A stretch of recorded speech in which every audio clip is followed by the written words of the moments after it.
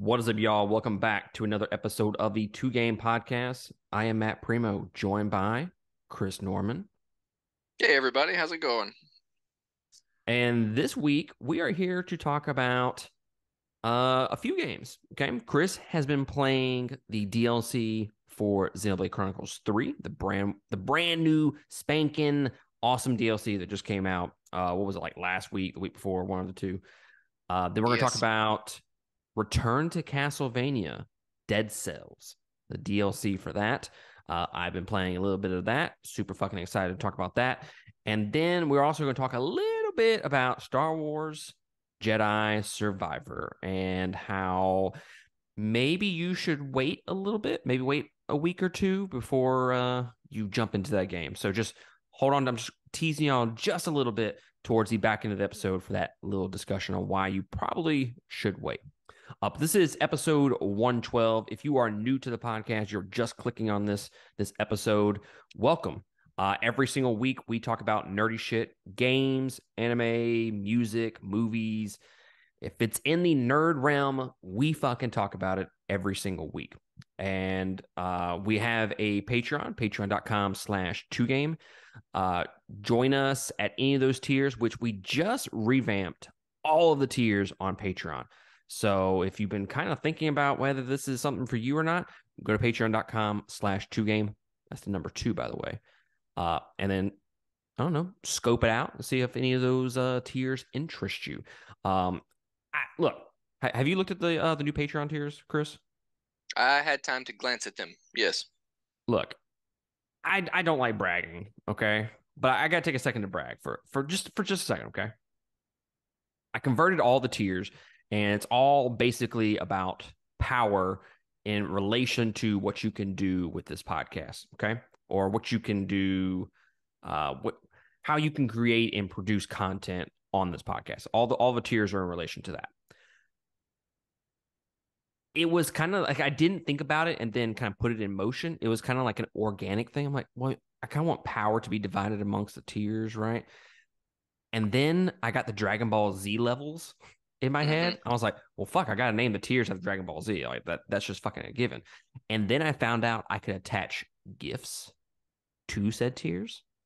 And let me tell you, I have never been more proud of myself in my life than when I was able to attach DBZ Goku powering up to Kaioken, Super Saiyan 2, Super Saiyan 3 gifts on our fucking Patreon. And it looks fucking dope when you fucking go to it. Look, I don't want to brag, but it fucking looks dope. Okay, that's all I'll say about it. Sounds like you had a lot of fun with it too. I did. It took me like 2 hours to fucking do all that. Nice. Very nice. Well worth it. Okay, well worth it. But yes, patreon.com/2game. We would love to have your support there. If not, just thanks for clicking on this episode. If you are listening to this on any of your favorite podcast listening apps, hey, guess what? We are also on YouTube. You can go to the link in the description below and click on that link, and it will send you to the YouTube version of this podcast. And vice versa. If you found us on YouTube and you don't want to just stare at my ugly mug for an hour and a half, then you can click on the link below and it'll send you to a Spotify link for this episode where you can just get the audio only version. Now, if you're sitting here wondering, there's only one of you, where's the fucking other one? Chris is on a top secret mission. Okay, I'm gonna keep this joke running there, sir. Top secret mission in the what is it, where's area 61 at 51 at? That's in Nevada, right? I do believe, yes. Desert. He's over there. He's playing a brand new game. Okay. And Well, he can't I'm he can't actually show planning himself. I'm actually planning to storm Area 51, but I haven't mastered the Naruto run yet. Like it's close. It's close. I've got stumpy arms, so I don't really get the tailwind when I go downhill like I feel I should have by now. But once I beat Tears of the Kingdom, I think I'll be able to have time to commit to it. It'll be close. That's fair. Fucking government's gonna storm my house now. Warrior! We said y'all said you were gonna fucking storm Area 51. Pieces of shit. It wasn't me, I swear. Wasn't me. It's a one-armed man. With So yes. stumpy arm. So yes, this week, Dead Cells, Xenoblade, and Jedi Survivor. But before we do all that, let's jump into our playlist. Sir, what have you been watching lately? I haven't talked to you, and we've been both kind of busy with work over the last couple weeks. I finally get back to my day recording, which is fucking nice. Hmm. Uh, it's very, very nice. Very, very nice. So what have you been watching, man? Yeah, so my entire playlist is kind of just some one or two new things, but mostly comfort food. Like you said, I've been ransacked at work on top of just a few personal things going on, so haven't had that much time to set aside, but still been going through Black Clover again and started watching Soul Eater. I'm about halfway through that. That show's really good. I do like that show a lot. It's an easy watch. Like I don't feel like I have to sit down and watch 10 episodes back to back to back, but that doesn't mean that I enjoy it less because I don't have the urge to binge it. It is still really good. Really cool animations and an all-star voice cast. Um oh yeah, side note on that. You'll probably like this. There's in that show, have you seen that Soul Eater? No, I mean Okay. I know what you're Well, talking about, but I haven't watched it. right. Yeah, so the without giving anything of the show away, there's pretty much everybody's paired off, but instead of a pair, there's a trio. And the voice cast that makes up the trio is Natsu Dragneel, Asuna, and Rhea Scribbery. So it's like You had three me of at my Asuna. overall I know. Well, it's like three of my overall favorite anime characters, and they talk to each other the entire time they're on the screen. It's fucking great. But the show itself is also very good. I'm gonna have to check this out now. Yeah, no, it's really good. Eric wasn't wrong. He told me to watch it, and Dylan told me to watch it. You guys were spot on. Show's great.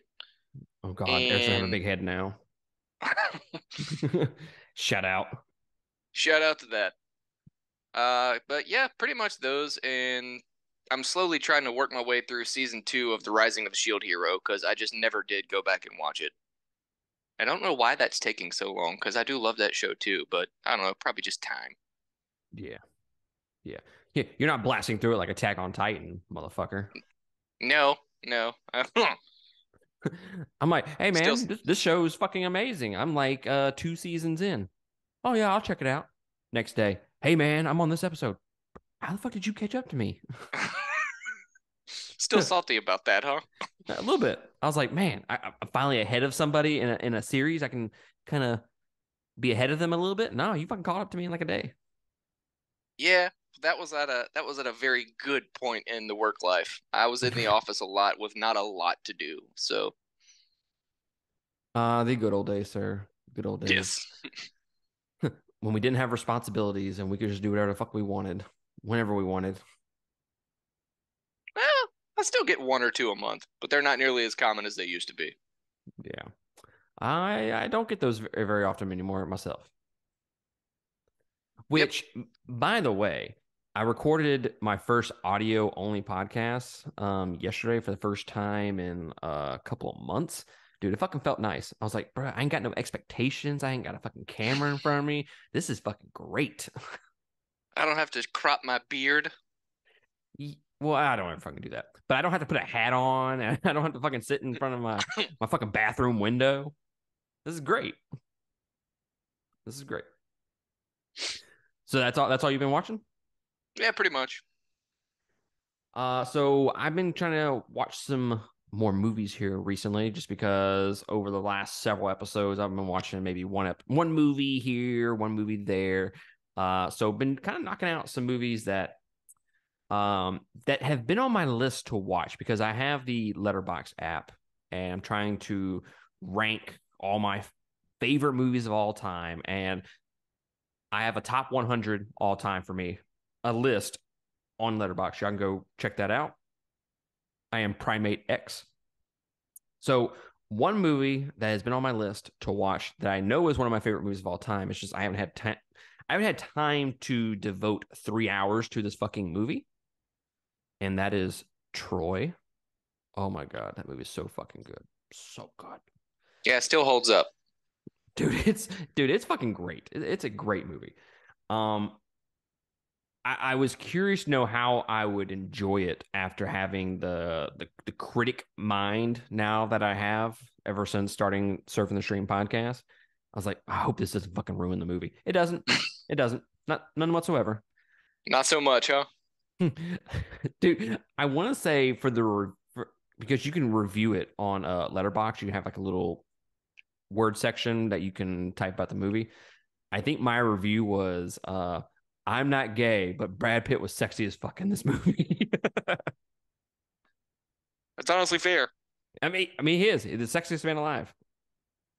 No man was ever sexier in that movie. Just saying. Pretty sure he was actually voted that like 3 times, wasn't he? I mean, he deserves it just based off that one movie. Like he should have a lifetime award. Well, he deserves 1 year of it just from the Bo Agrius scene. The Bo Agrius scene. Yeah, yeah, where they were gonna settle the entire fight with 2 people, and then he walks Oh, out there oh, and chews the king's dick off before he goes and just slays that dude in like 3 seconds. oh yeah, the Hector scene. No, no, no. The At the beginning of the movie. Oh, I know what you're talking about. Okay, I didn't know that's what. How'd you find out what that dude's name was? Wait, wait. Sorry, they do say his last name. You're right. I'm tracking now. Sorry, worked 24 last night. Y'all got to work with me here. Okay, all right. Give me some leeway. All right, I'm a little Well, slow. I'm from Mississippi too, so that doesn't help. I just out Troyed Primo on a live You did. podcast, so I can. I'm gonna go now. I'm done for the day. I don't think I'm gonna top that. Yes, you're right. The first fight. I remember. Yep. The big fucker. The big fucker. Yes. But honestly, nothing beats the Hector versus Achilles fight. That is one. Look, I'm gonna go on a limb here, and I'm gonna say that's one of the best fights in cinema history. Maybe not the best, but it's one of the best. It's Top in the 10. conversation. Yeah, Top it's 10. definitely in the conversation. Like if you said that was the de facto best fight, I don't know if I could argue with you, honestly. Like off the top of my head, I don't know what fights would be better. Can you think of any off the top of your head? Well, I'm really bad at thinking of anything off the top of my head. I'm sure if I committed time to it, I could probably think back on some that I liked more.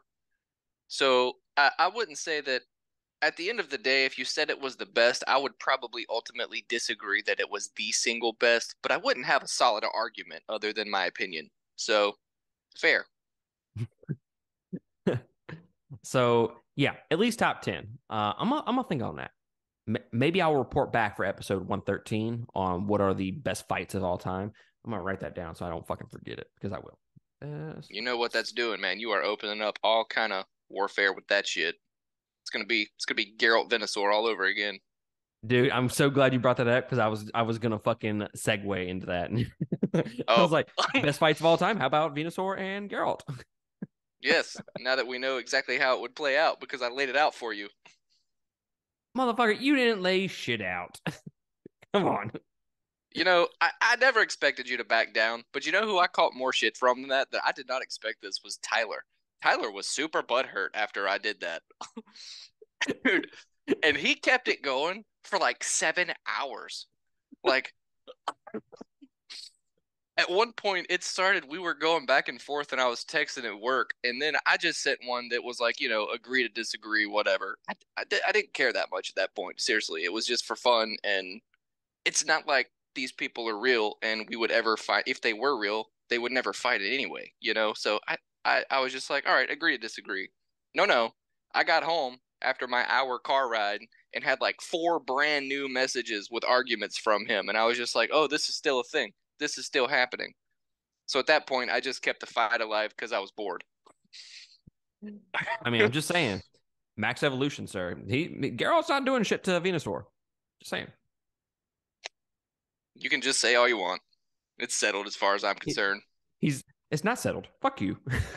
No, no, no, no, He's no. going. I can do that. That's what y'all did. No, no, the decision's made. Fuck you. We're done. It is decided. It is decided. Dude, I was laughing my ass off. For those that don't know, okay, if you're just if you're new to the podcast and whatnot, I feel like I have to mention this, and then it'll be a nice segue to tell you to go to patreon.com/2game. We had a tournament episode, best video game characters of all time, Geralt versus Venusaur. Christian and I said that Venusaur would beat Geralt, and we stand by that decision. Okay, stand by it. It is one of the most infamous things we've ever said on the podcast. It's shit. People bring that shit up still nowadays. And Chris decided to take over the Rants and Raves episode, which is a Patreon exclusive podcast. And he laid the argument that Geralt would beat Venusaur. However incorrect he is, he laid out the info and his case for the matter. So like I said, if you want that episode, patreon.com/2game, and that is how you can listen to his however incorrect it is, his opinion and his case for Geralt winning over Venusaur. Well, and please do. I will always welcome the discussion, but the case itself is closed now. So, it's fine. It was fun nonetheless. I had a lot of fun. Oh shit. I don't even know what to say, right? That shit was fucking funny. So I watched Troy, and have you ever seen that movie Enough with Jennifer Lopez? In like 1984. Fucking movie's old. It's older. I forgot that movie was ever made. Yeah. She did beat the shit out of her husband, though. She did, and I quite enjoyed it. Indeed. I saw it on Netflix. I was like, oh man, I remember that being a pretty damn good movie back in the motherfucking day. And when I say back in the day, I mean, like Chris said, back in the fucking 90s or some shit. I don't remember when that movie came out exactly, but I was much younger when it came out. It's still a good movie, still a very good movie. I think some of the film aspects of it, like how they kind of go about it, because they break it up into segments. And I'm like, oh, that's kind of dumb. I don't know why they didn't just make it a straight story. Why do they break it up into like parts? Kind of, it was kind of dumb. That's basically my only complaint about the movie. I also watched No Country for Old Men. Josh and I are going to record and review that this week. No Country for Old Men. Dude,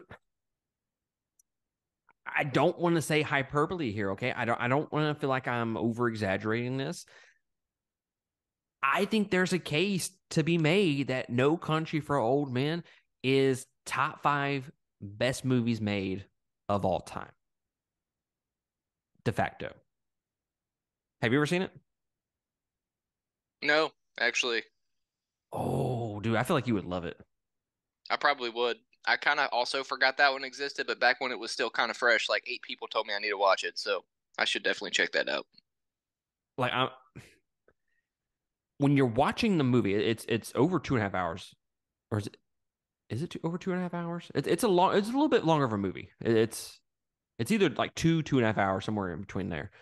And it has Tommy Lee Jones in it, Javier Bardem, and then it has the dude that played Thanos. Shit, I can't fucking think of his name now. Josh Brolin? Yes, him. And it's basically this like cat and mouse game. So Josh Brolin's character stumbles upon a drug deal gone bad, and he takes a lot of money. And then Javier Bardem's character comes in and has to retrieve said money. So it's basically like a chase scene the entire movie. Then just him just kind of chasing after him. And Javier Bardem's character is so fucking badass. It is legitimately one of the best performances in a movie. He is almost kind of terrifying in this movie. It's like it has like horror vibes with his character, not necessarily the movie. The movie's not horror at all, but his character is like kind of terrifying once you kind of just sit there and think about like what he does and how kind of like unstoppable of a menace he is the entire movie. Really great acting, really great character right there. And then Tommy Lee Jones is the sheriff, and he's trying to catch up to Josh Brolin's character and kind of try to save him. And then Woody Harrelson comes in at some point, and he gets thrown into the mix. And it's just, like I said, it's just this one long chase scene. And I don't mean like driving down the road and them following behind each other. No, it goes from like to a hotel scene to hotel scene, and it kind of just at one point they go to Mexico, and dude, it's such a fucking great movie, such a fucking great movie. And when you watch it, is it one of my favorite movies of all time? Yes. Is it like top 10? No. But I can acknowledge the fact that it is probably top 5 best movies ever made, ever. Hmm. Just from I listening to you describe it, it sounds like it would be incredible, but it also sounds like something you probably couldn't watch more than like twice. no, no, you no, as in that is incorrect. Oh, okay. Hmm. All right. It is a movie that I have seen multiple times. I could watch this now. Is it something you could watch? I don't know, every month? No. Once a year? Yes. Like I try to watch this movie at least once a year. This movie is fucking great. The acting is great. The filmography is great. The scenery, all that, the way it looks, the way the cameras pan, all that's great. The I don't want to say special effects, but the practical effects are really fucking good. And it's just the tension is what carries the movie for me. And it's that menacing character that kind of carries the movie. And then Josh Brolin is fucking fantastic in it as well. It's just, and then one of the best things about the movie is, sometimes you come across a movie that it's like they just find like the perfect actors and you just love listening to them talk. And Hmm. that's kind of what this movie is. You just like, dude, I enjoy just listening to you just say shit because of your accent plus the way the dialogue is written. So it's just, I'm telling you, it's a clusterfuck of greatness. There's literally not a weakness in that movie. Okay, you sold me. I'm definitely gonna watch it. It's on my Voodoo if you decide you want to watch it. But now that I spent 10 minutes talking about No Country for Old Men, um, Christian mentioned last episode on episode 111, Never Back Down. I had to fucking watch it. So fucking watched it again. Still fucking great movie. Maybe not a great film, but it's entertaining as shit. And then I also watched Street Kings, which is also one of my favorite movies of all time. That's the one with Keanu Reeves in it. Solid movie. Maybe not as much liking it this time around with a critical eye compared to previous watches, but it's still enjoyable to watch. It's one of those movies you just click, turn your brain off and just fucking enjoy it. But yeah, that's all I've been watching. Have you been listening to anything, sir? No, not really. Just I keep like, background music on when I'm working and stuff, but it's mostly just like YouTube channels with anime themes to keep my brain going, which is kind of cool though because it's amazing how much I actually recognize. Like when I watch anime, I hear the music in the background, but I don't really think anything of it unless it's just like standout good. But a lot of times I'll hear something like, "Oh shit, that was from Black Clover," or "That was from Sword Art Online," and then I'll look and, sure shit, there it is. Mm-hmm. But that's about it as far as listening goes. The time I would normally spend sitting alone listening to music, been reading manga instead. Which manga are you reading? Well, I am fully caught up on 100 Years Quest, and now I am current on Black Clover. Oh, current on Black Clover. Yeah, yeah, dude, Damn. I binged that shit so hard, So are and you they ready to picked, huh? go ahead? Wait, go ahead. I was just gonna say they picked the literal worst point in that story to stop that show. I Like, don't doubt it. not even an issue later. The issue where the show stopped, like 2 chapters into the issue, shit just got twice as real as it already was. And oh my god, it was so good. I'm pretty sure I read seven issues in like 2 days. That kind of sounds like me and Demon Slayer here recently, sir. Get after it. I don't know if you've been listening to the podcast recently, but last episode I kind of talked about how I finished up Demon Slayer Hmm. and completed it, and my life is in utter imbalance now. I don't know what to fucking do with my life. Now that I don't have Demon Slayer, and that the fact that I know the ending of Demon Slayer, I like what is what is the purpose of this life? Why What do I is need to watch this now? why do I exist? Oh, So that are is you sad. ready to read Demon Slayer? Yes.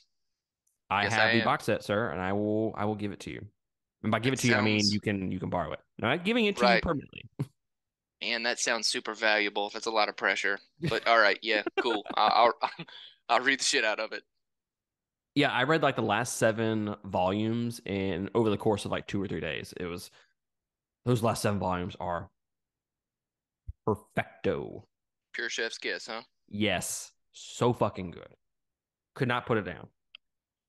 Shout out, maybe. Sure. Yeah. Yeah. So What you been listening to?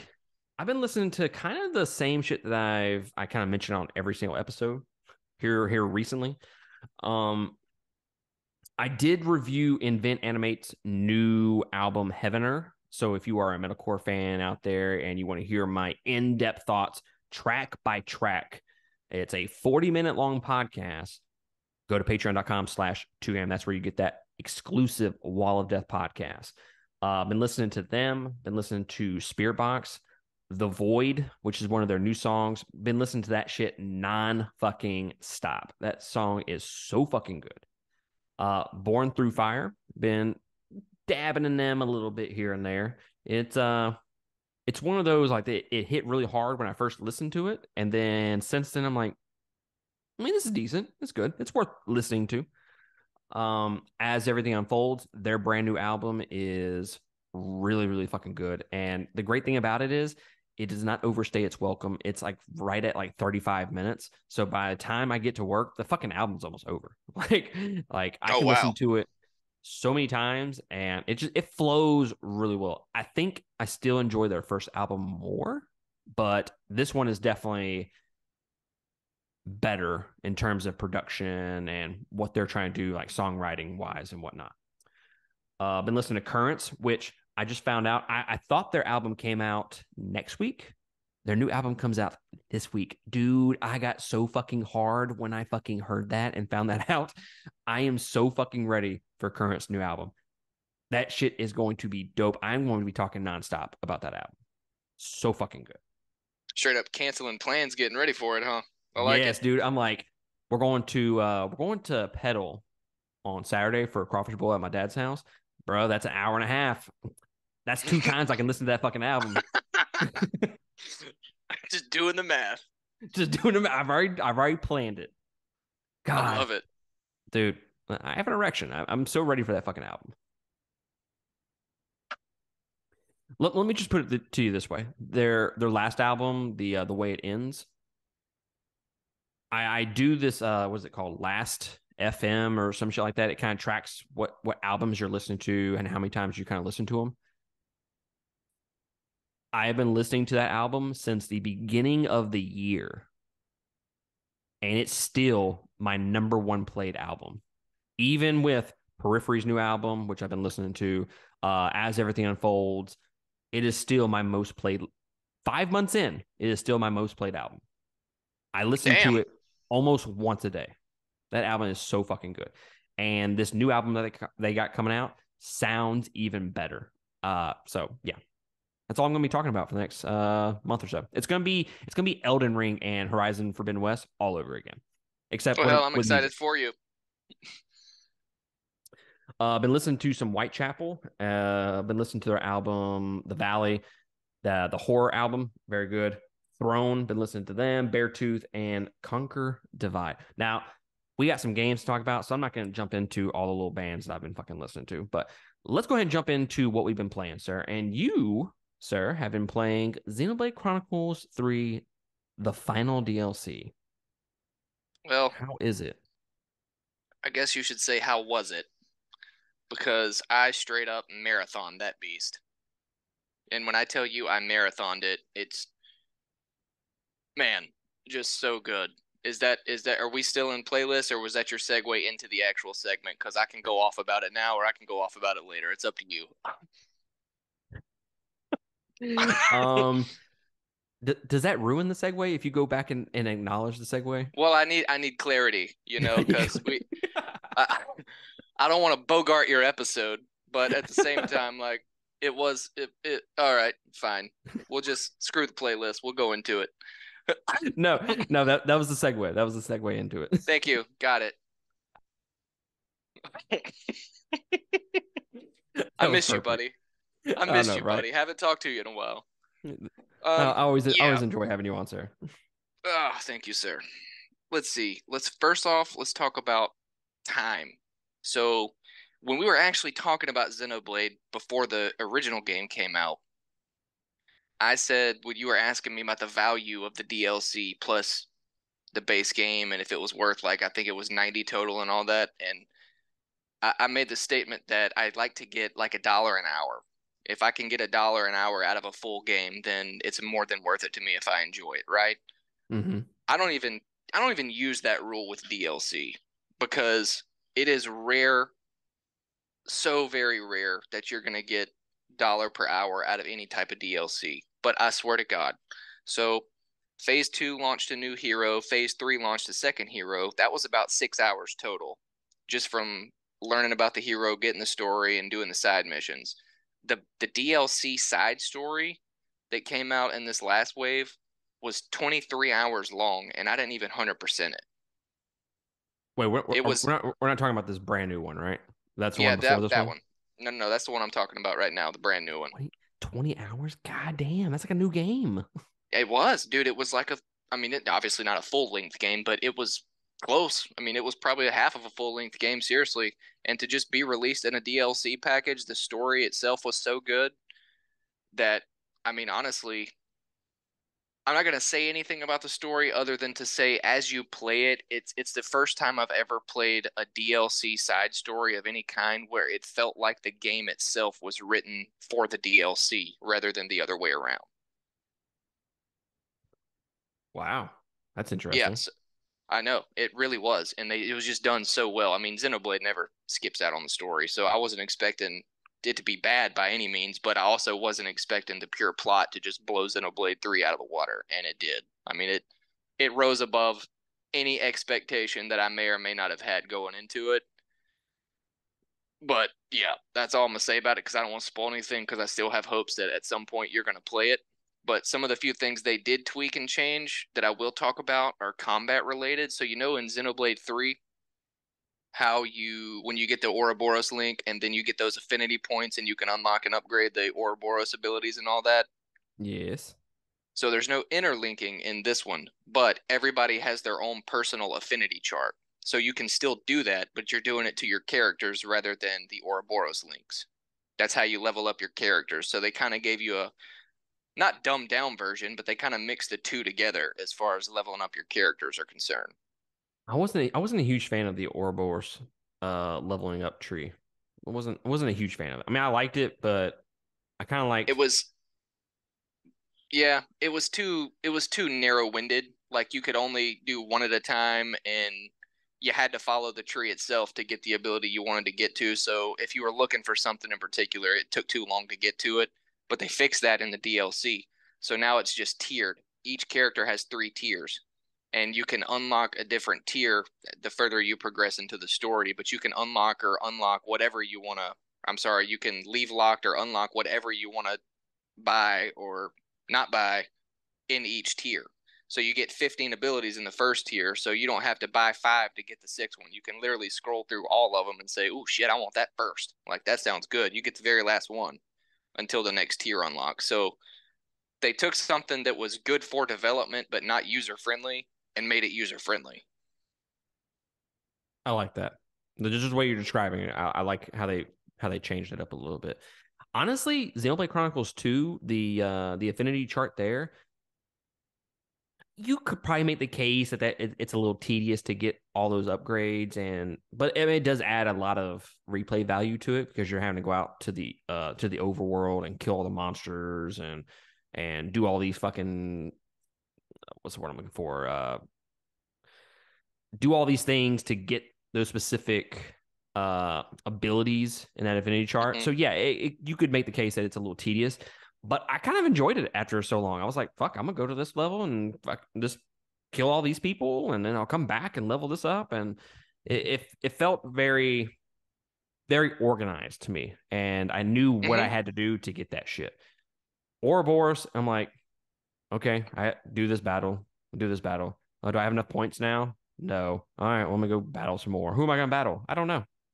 I don't know. Like I just didn't like how it gave you progression in that specific part of the game. It was one of the weaker parts of the game for me. That's fair. And that's actually, I hadn't even noticed that until you pointed it out about this one, to be honest, but they kind of fixed that too. So affinity points aren't specific to certain things in the DLC. You get affinity points by discovering new locations. You get affinity points by finding hidden locations, finding relics, the Collectopedia where you just run around and pick up random shit laying on the ground. You can register that, and if you get enough of anything, it'll give you affinity points for it. Mm-hmm. Fighting certain monsters, killing secret monsters, pretty much anything and everything that you do to progress through the game at your own pace. If it's done enough, you get rewarded for it by affinity points. So like you're stacking points and stacking points in the background, and you don't even realize how quick they're adding up because you're just playing through, having fun with the game itself, and then you hit pause and you look at the screen at any point and you've got like 650 of them and you're like, oh shit, I can max a character out and I didn't even know it. So they kind of made it less of a chore and more of just a positive reward for progression. And I'm all for that. It I dude, think that's a good change. it played so much smoother than the game did itself. Like I'm telling you, the DLC, if I mean, I got 95 hours out of the game and I got 24 hours out of the DLC, but if if the base game had played with these certain mechanics the way that the DLC just flowed through the story, it would probably be like a top 5 game for me. I mean, just the way you hear the things that you're saying about the DLC, I'm like, well, fuck, man, that sounds fucking awesome. Like, I kind of wish that was for the base game. Dude, I'm telling you, I can't praise it enough. I never expected to marathon it, especially with everything I've had going on the last few weeks.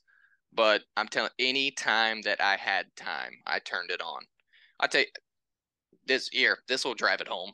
So everybody knows my story with the PS5, and then everybody knows the story with the kids staying up at night. So my father-in-law actually installed an outlet inside our walk-in closet. He did me a favor. He's an electrician. Took him like 10 minutes, but I wasn't about to do that shit myself because I would die. So I got I bought a TV to put in there. I built a little shelf and I hooked my PS5 up. So excited to play it. I was finally going to get back into Horizon where I could spend 3 or 4 hours a night after everybody's asleep, just, running through that shit like I've been wanting to do for a long time. First night I was able to go in there. I was like, no, fuck this. I went and got my Nintendo dock, plugged it up to the TV, and kept playing Xenoblade after waiting like 3 months to play Horizon. I couldn't put it down. Shout out. Shout out. uh, see, you already balls deep in it, so I can't tell you. I mean, you're Forbidden West is over there, sir. And it's fucking amazing. But everything that you're saying about Xenoblade right now, it gives me it hypes me up a little bit. It makes me want to play it because it seems like some of the things that I kind of had issues with, they kind of fixed it. I mean, I still don't fucking like what's his name and the what's his fucking name? Tyon, Oh, he's not in it. Don't worry. he's not in the DLC. No, it's a whole Fucking new set of sold. characters. Yeah, Sold. it's just like Torna Golden Country. It's some you've seen some of the characters before, but it's a prequel, so most of the main game characters aren't in there. Gotcha. Yeah. Every time I think about, oh, I'm gonna go play this game. Oh, Tyon. Oh, seizure. I fucking fall. No, I'm not playing it. And the uh, characters are cool too.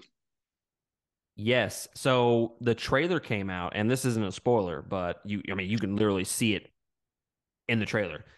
Rex is back, and like I said, you already know what happens. I don't, so I can ask these questions, and you can just sit there and nod accordingly.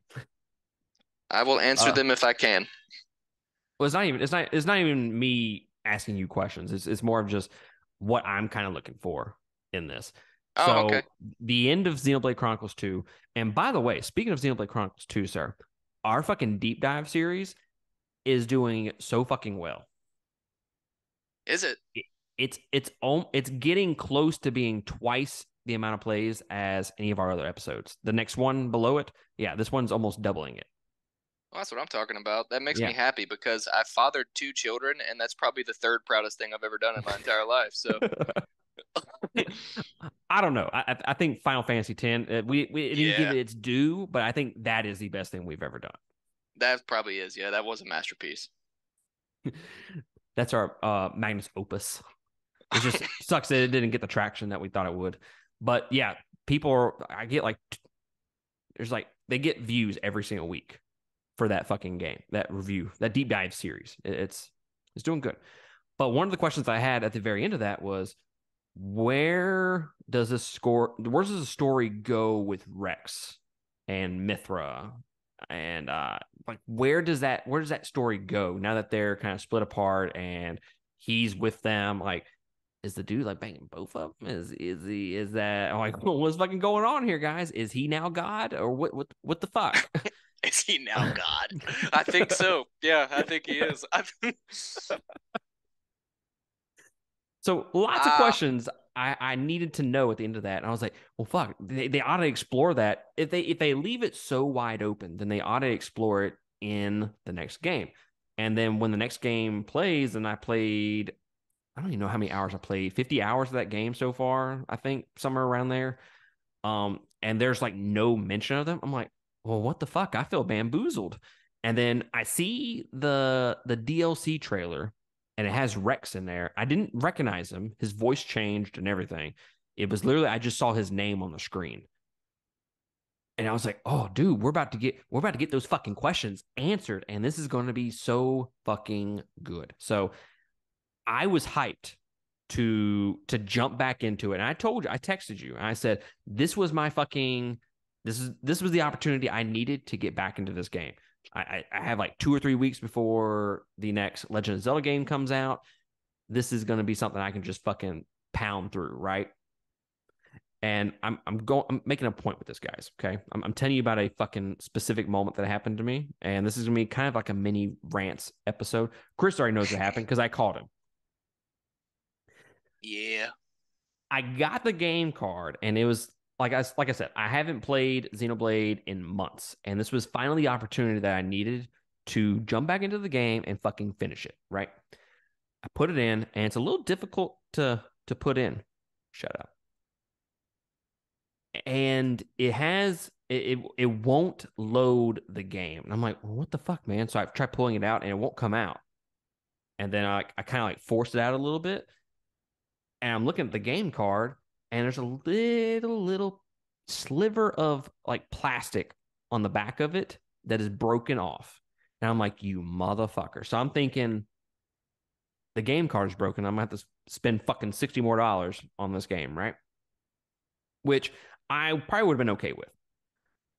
But then I think I called Chris and I kind of explained this to him. And it was at that time that I realized that it was not just the game card.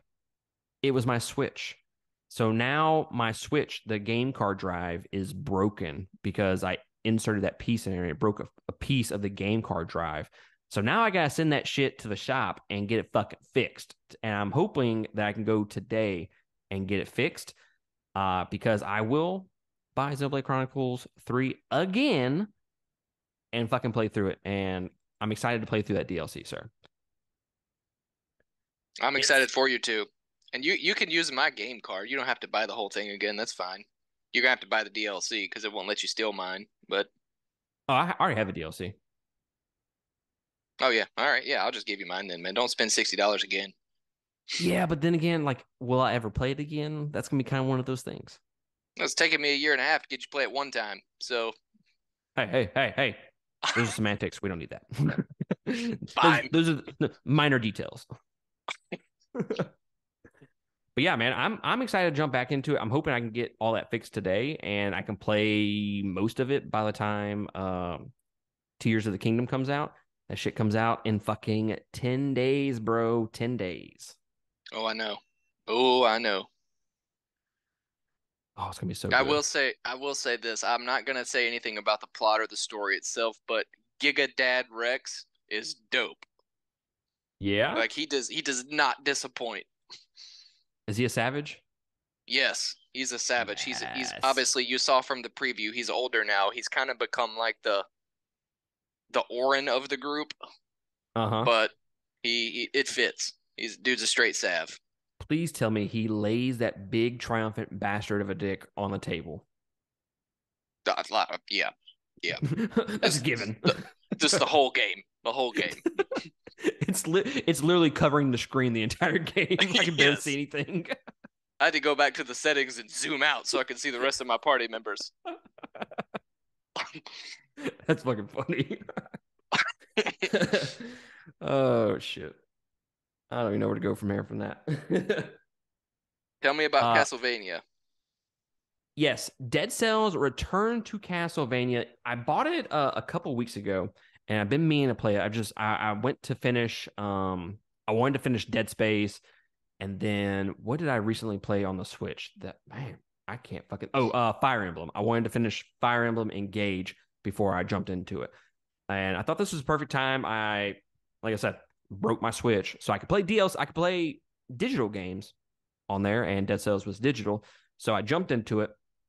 And guys, let me tell you, Return to Castlevania is not only the best Dead Cells DLC that we have gotten up to this point. You could put it in a category of mate. Okay, speaking with a little bit of hyperbole here. Okay, I'm exaggerating a little bit.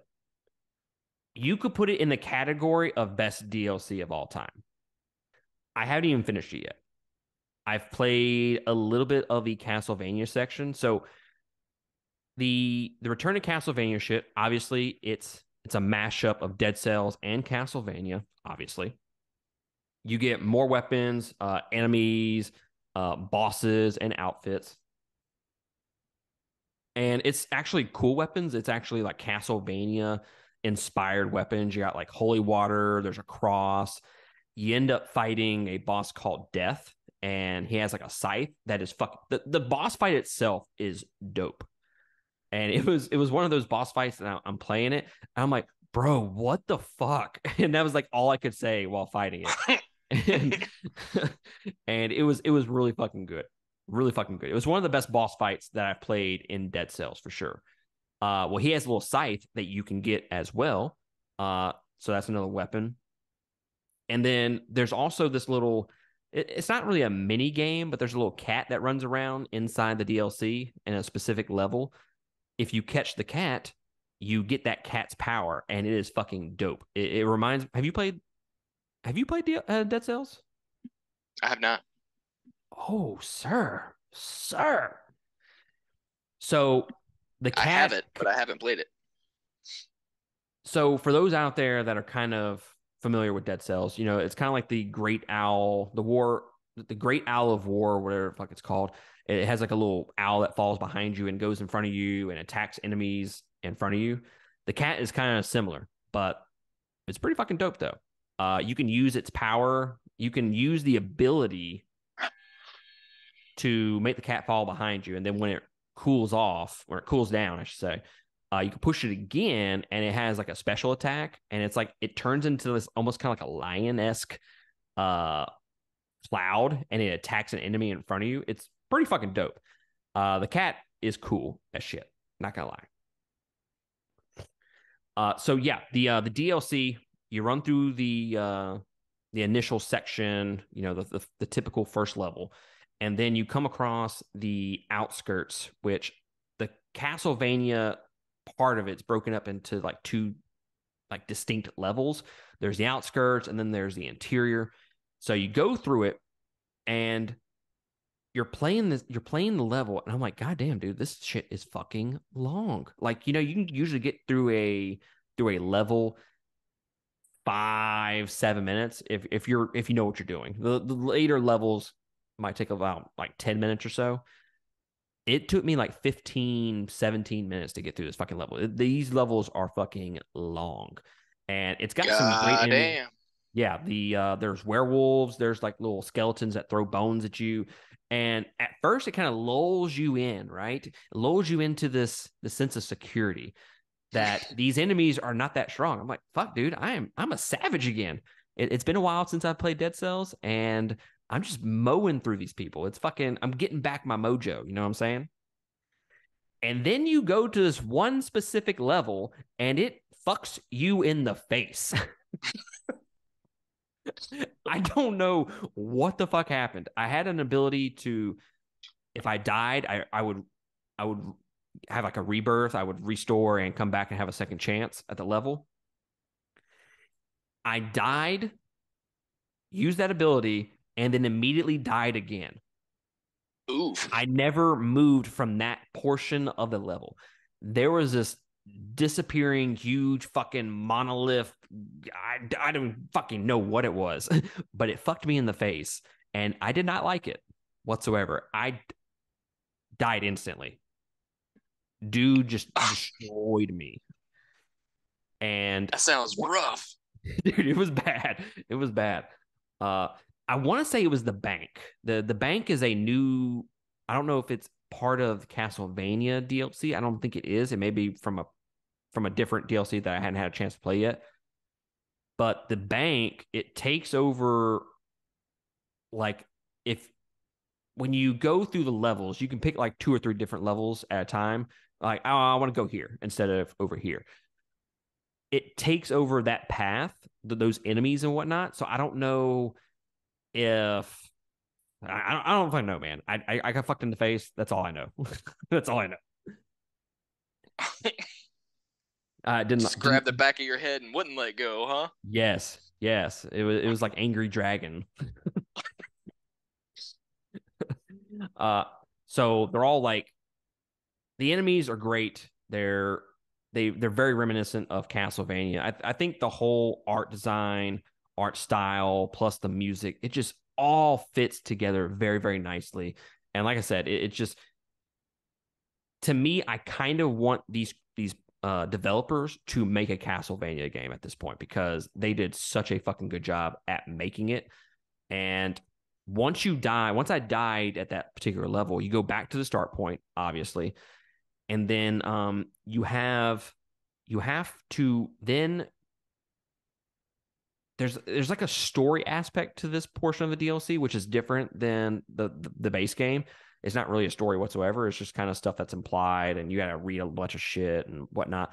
But there's actually kind of a story portion to this DLC, and there's a guy. It's a Belmont. He meets you at the very beginning. And he's like, "Hey, bro. Yeah, you died. We're supposed to find Dracula. What the fuck?" And he tells you to meet him at the clock tower, which is one of the OG levels. So now you got to go through a different portion of the game to get. I don't know if it's to get where you were in that DLC. I don't know how that works, but it's very interesting. I think the level design is great. Uh, there's also this Richter mode, apparently, that I have not gotten yet. It's a short but separate mode within your run.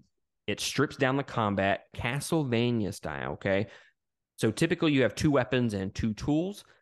Well, you have one tool, one weapon in this mode, and you play as Richter, and you can only use your tool by using a heart currency.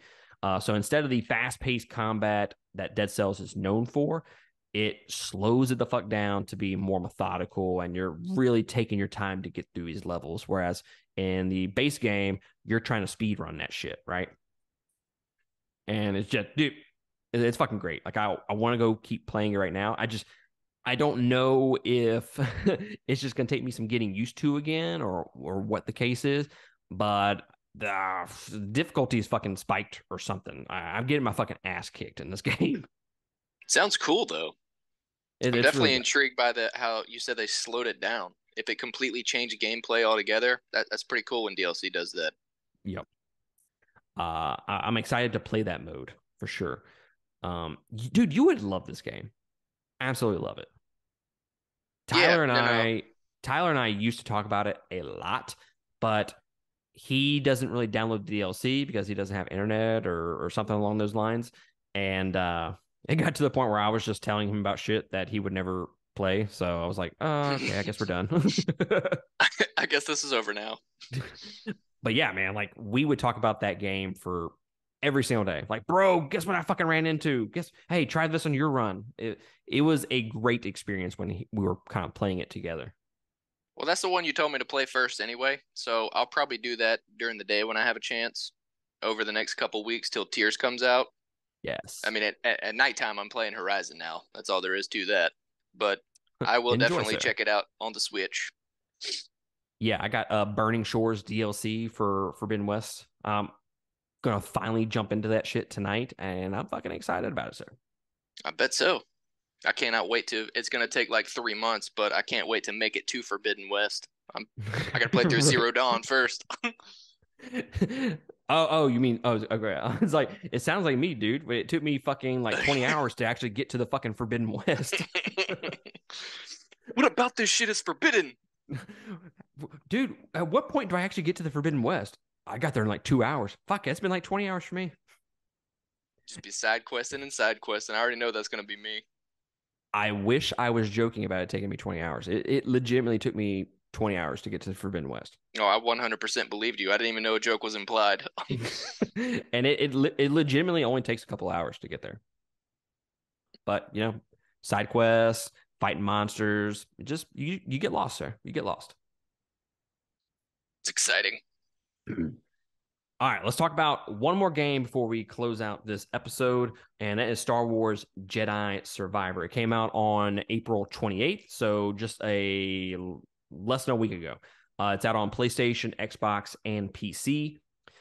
So just basic stuff. I don't really want to talk about the overall game itself, mainly just to kind of clue y'all in on some shit that is happening with the game. Okay, so overall aspects of the game, huge improvements over the original is from what I've seen. I haven't played the original game. This is me just kind of looking on the internet and looking at videos and shit like that. They are comparing this game. If you compared Fallen Order to Arkham Asylum, Survivor is Arkham City, which when they fucking said that, have you played any of the Arkham games, Chris? Nope. You've already chewed me out about this several times. When I tell you, like, people that have played those two games know what that comparison means. It goes from like a 7 to a 10 plus. Like the amount that game improved from Arkham Asylum to Arkham City was so fucking much. Like Arkham City, one of the best stories all time, one of the best games. I haven't played it in a long time. I need to go back and replay that game. But at the time, fucking loved Arkham City. Arkham City was the best version of that series, no doubt. So when they Mm. compared Fallen Order to Arkham Asylum and they said Survivor is Arkham City, I was like, bro, all right. Like, that's all I fucking needed to know, man. Y'all should have fucking led with that shit. I'm there for it now. Yeah, I'm there for it now. Like, I'm 100% going to play this. So take that comparison for what it is. Now you do keep all the powers from the first game, so you're not relearning the same shit that you learned last game. And then they kind of build on that with the combat being vastly improved. You got new traversal skills, new abilities. Lightsaber duels are fucking dope. You get 5 different fighting stances, and they really let you mix and match in this game. You can only equip 2 different stances at a time, and then you can level up those stances. So you have 2, your 2 might be different than, I don't know, your buddy's 2 or their buddy's 2.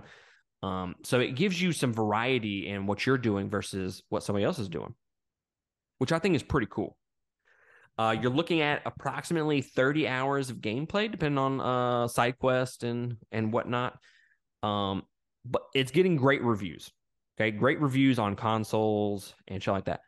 PC wise, it is not getting great reviews. They are bombing the fuck out of this game for PC. They said it's one of the worst PC ports ever. And I was like, God damn, that's fucking rough. That's a savage claim. Yes, yes, like they It's they that are, bad, huh? yeah. Oh, damn. So lots of performance issues, and apparently they're releasing a patch either today or they released it yesterday. There's a new patch coming out, and it's supposed to fix a lot of the issues. But frame rate drops, crashes, bugs that force you to restart, failure to launch style bugs. And what's weird is the high end PCs are having the most trouble with this game. which is kind of crazy when you think about it. That is odd. Yeah, usually it's the opposite way around, but apparently people with good PCs are like, dude, this fucking game is unplayable.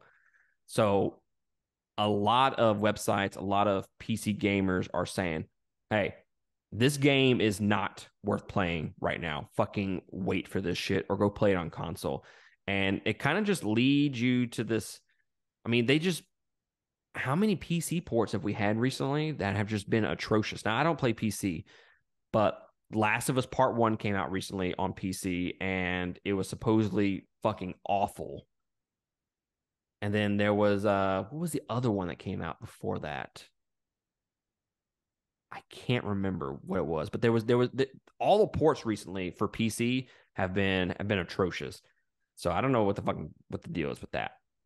But I mainly wanted to go over Jedi Survivor with y'all just to tell y'all about the PC aspects of it and that you probably should wait for this game. I know they are actually, if you count today's patch or yesterday's patch, whatever, I think this will be the second or third patch they've released. So, I mean, they're working on fixing it, but I mean, why'd you fucking release the game if it wasn't fucking ready? You know, this reminds me of Cyberpunk. Why'd you fucking release it?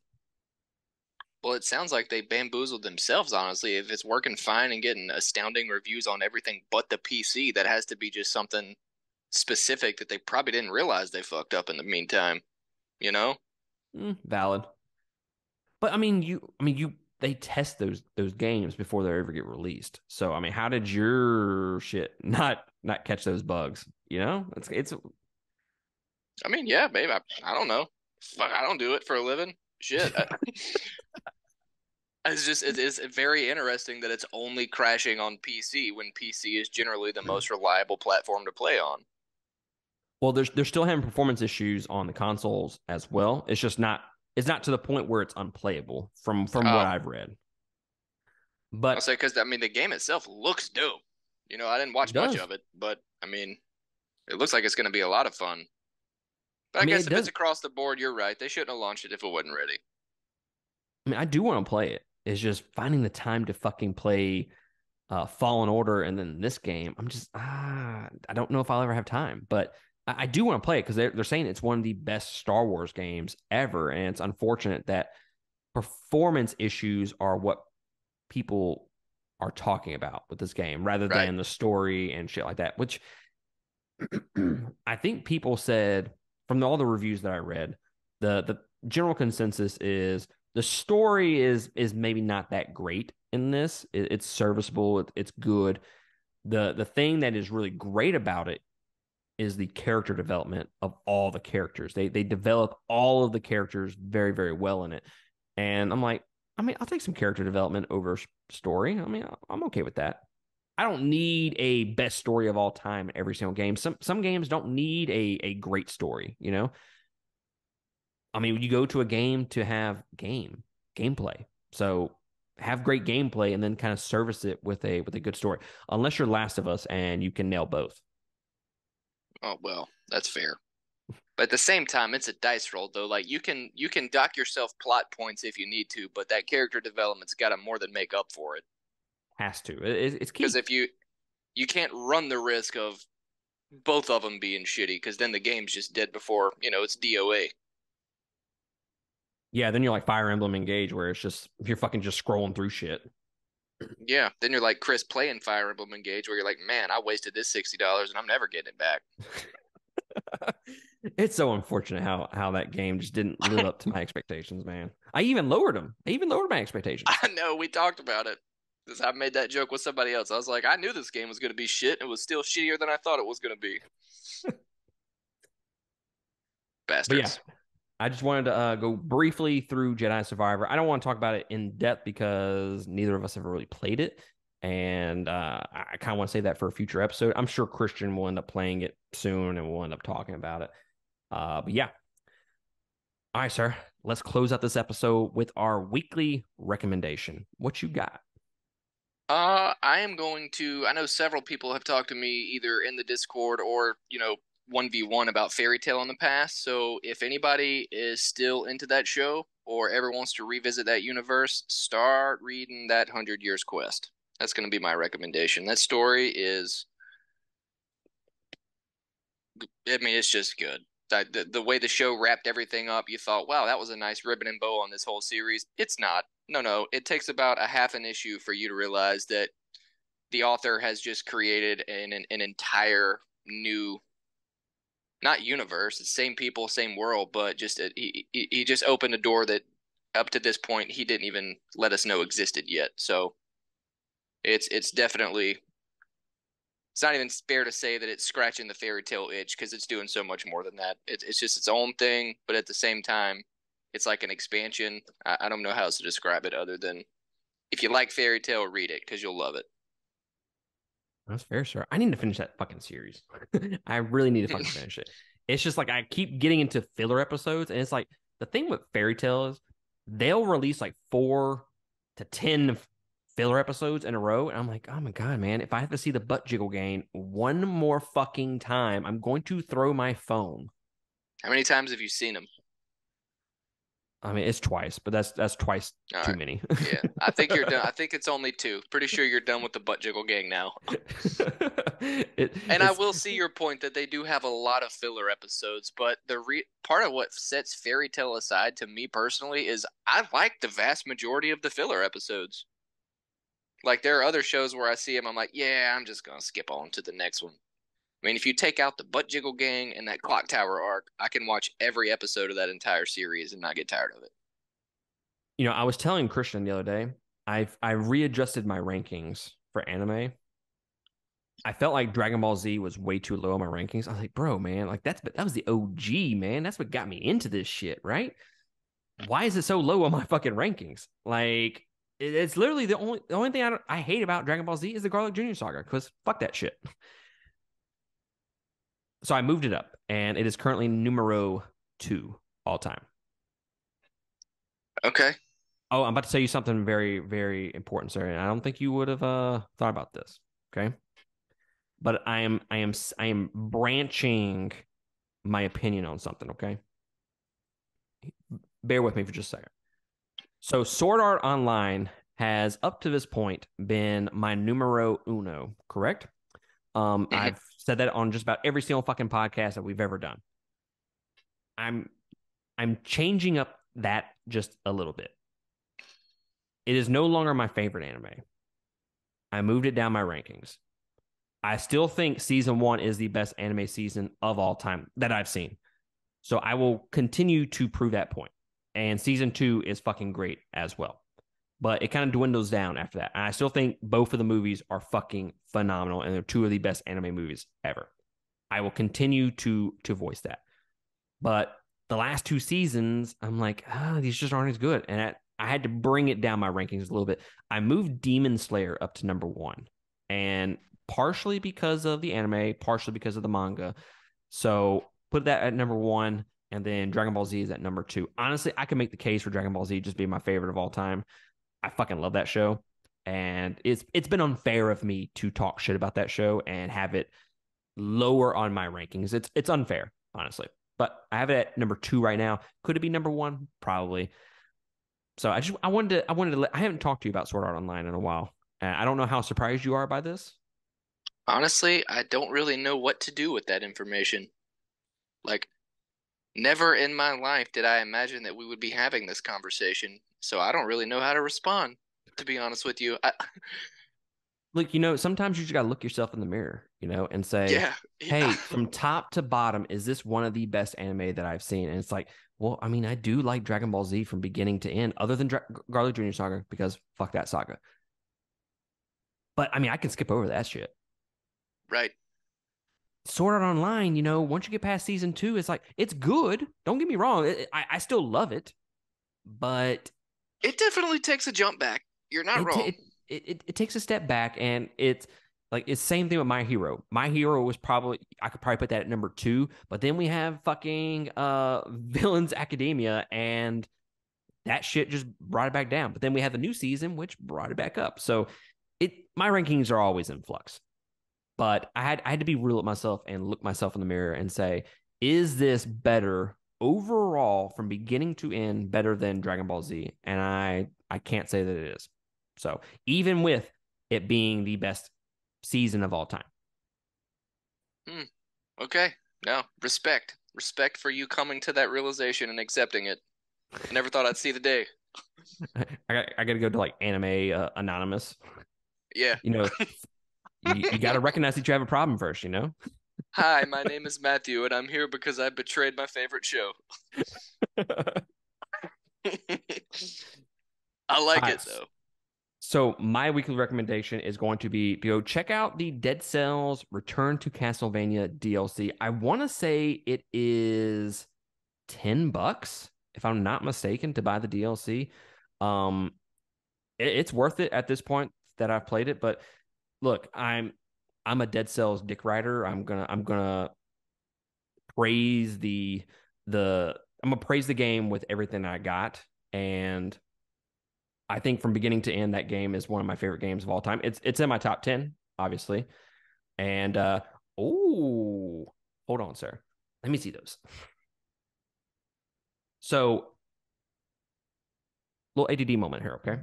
So, the original trilogy for Star Wars just released new steelbooks, okay? Okay. And I just got them in the fucking mail. Tina came in here and dropped it off to me. Ooh, reveal. A New Oh, that's Hope. hot. Yeah. Yeah, Oh, yeah. that's hot. I don't know why you had to put Disney 100 on it, but it's still dope regardless. Oh yeah, no, Disney's gonna put Disney on Disney if they can. Empire Strikes Back. Damn right. Little Yoda. And then Return of the Jedi. That badass MRFer. Right? Yes. Yes. Good to add to the collection. Congratulations. I I don't love even know when where I was stuff at now. comes in the mail. I was like, do I really need the steelbook? I don't have the steelbooks for the original trilogy. And I was like, I think they're gonna end up coming out with steelbooks for the other ones. I'm like, I'll just get these. Like Yeah, these are the if you OG. ever have to ask if you need it, that just means you probably need it. So I concur. Yeah. So, anyways, sorry about that, guys. ADD moment. Back to Dead Cells DLC. One of my favorite games of all time. So I'm going to be riding that dick for until the moon goes down or whatever the fuck. Uh, so I do think this is one of the best DLC that I've ever played. It is definitely the best DLC from Dead Cells. It just all comes together into this beautiful little package, and highly recommend going to check it out. And it's only $10. I mean, granted, you got to pay what, $25. I think there might be a bundle. I think you might pay like 25 or $30 and you can get everything included. I think I'm not Yeah, 100% sure on that. I think when I bought it, it was a bundle like 2 months ago, and I got everything obviously except for the new one that just released. It was like $26 on the Switch store, maybe Mm-hmm. 25.99, I think. Let's just say this: I went into it thinking I was going to spend $20. For whatever reason, I thought the DLC was going to cost $20. I was like, I mean, that's a little steep, but it's Dead Cells, so it's worth it to me. And when I found out it was $10, I was like, all right, fucking win. Yes, please. I will gladly take this for half off. Thank you. May I have another? Right? And they just love that property so much because they give you free DLC all the time. It's not all of it is paid. And that's that's just a sign of good developers loving the properties that they're creating, and they're putting a lot of love into this game, and you can fucking tell, you know. And yeah, Dead Cells Return to Castlevania DLC, go check it out. But sir, I appreciate you joining me for this episode. Of course, man. Thanks for letting me take an hour and a half of your time to just shoot the shit. It's always fun.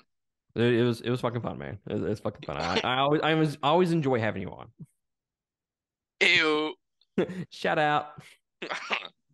Well, guys, that is going to be it from us. We appreciate y'all supporting us. Patreon.com/2game if you want to join us there.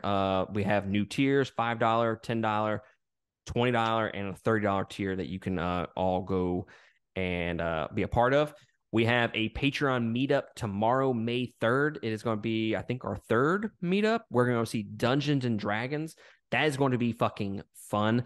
I'm hoping I can do a little YouTube video of all of us after the movie. And there's like 15 of us going. It's going to be a great fucking time. We're doing all that shit. We got new shit happening further down the road, guys. We're going to be relaunching the podcast in July or August. And I'm telling you, awesome things are in the works. And we're going to be doing some great things on our YouTube series. So just go find us, click the link below if you're listening to audio, and go to our YouTube and subscribe to us, watch all of our videos, whatever. I'm excited about the future, and I will be releasing new info on the future as we get closer to July. I'm just teasing the tip a little bit as we get a little bit closer, okay? Thank you. But